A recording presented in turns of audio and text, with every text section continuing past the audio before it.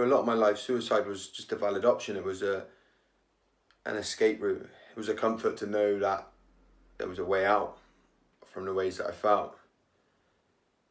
As I got older, it progressed, and it went from being a comfort to know that there's an escape to being serious and honest thoughts to want to leave the world. And I often hear people talk about people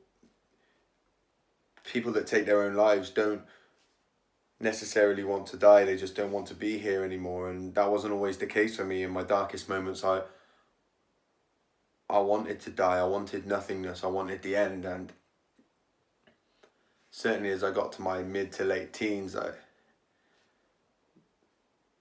the depression and the darkness and the pain that I felt was killing me, and it was hard to deal with. It was like I felt numb and empty, but at the same time I felt like I was going to explode. And because I was so detached from who I was, and you know, I created a bravado. I created a character that on the outside appeared happy-go-lucky, and what that did is it made me feel like a fraud. So when people told me nice, positive things about me, it actually made it worse.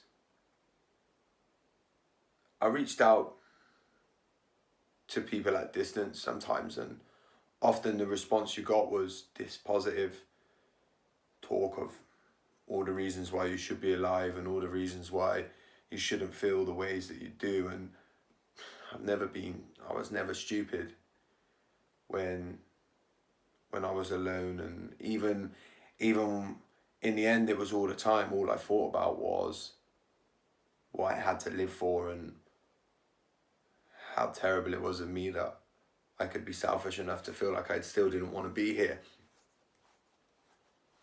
There was attempts. They weren't necessarily cries for help. They were more just pitiful attempts that left me feeling like a failure at life and a failure at death. When I stopped drinking when I was 24,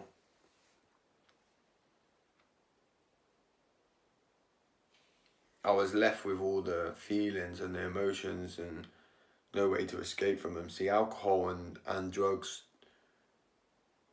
offered me a certain amount of escape that I couldn't find anywhere else. And within 9 months of stopping drinking, that's when people were starting to tell me good stuff again, starting to tell me how well I'd done and how positive it was that I was no longer drinking. And the truth was I still felt exactly the same, and I felt more and more like a fraud. And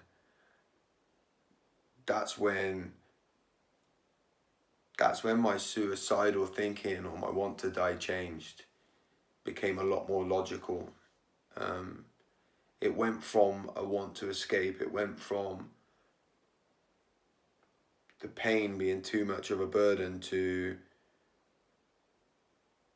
an honest decision by a man that didn't want to taint the lives of the people that he touched anymore. And it felt like the noble and most selfless thing I could do was to remove myself from the planet and stop tainting my kids with the man that I was.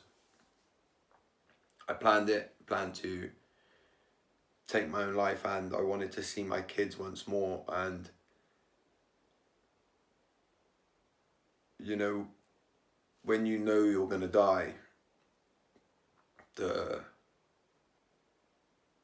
past no longer means anything, and the future no longer has that frightening hold over you. And a peace came over me, and knowing that I was going to do the right thing. And I went to see my children for the last time, and because I wasn't tainted by all the stuff that was going on inside me, the baggage had been gone because I knew I was going. I noticed my boy for the first time look at me when he'd just gone down the slide, and for my validation, and I felt the love and the connection and the cuddles that I had with my kids, and somewhere in there I had a magical moment where I realised that what was killing me was on the inside.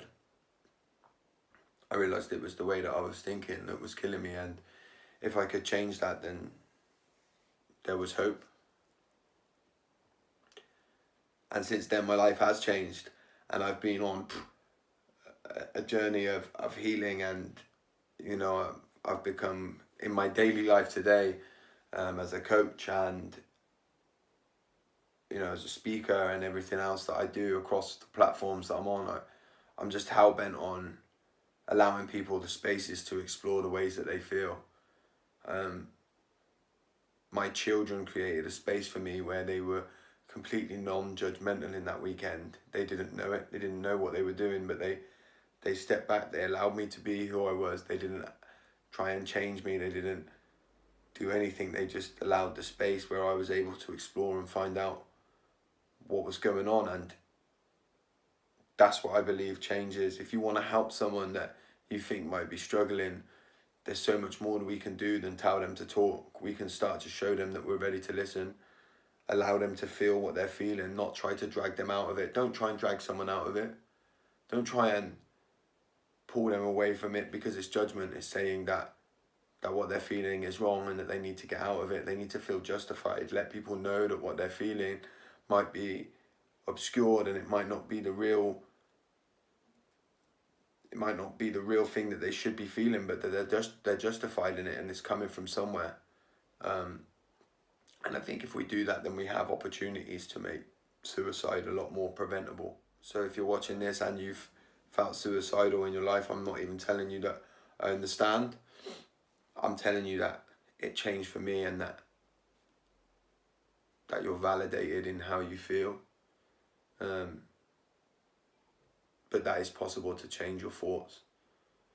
And if you're someone who knows someone who might be struggling or might be suicidal, step into their darkness and sit a while. Allow them that space.